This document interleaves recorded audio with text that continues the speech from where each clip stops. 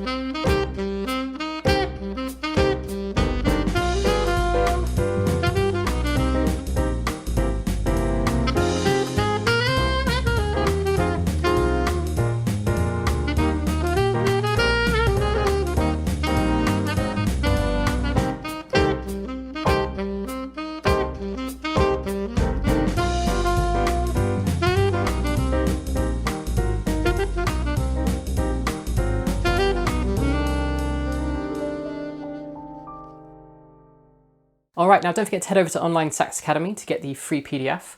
And whilst you're there, head over to the memberships page where you can see everything else that's on offer. When you become a premium member of the site, you'll get full access to all the courses on the courses page, all the premium content in the YouTube library, as well as all the resources that I've got in the shed as well. And I'm adding new lessons and content every week, so there'll always be something there for you to practice. If you're new to the channel, don't forget to hit subscribe so you don't miss out on future lessons, and I'll see you guys next week.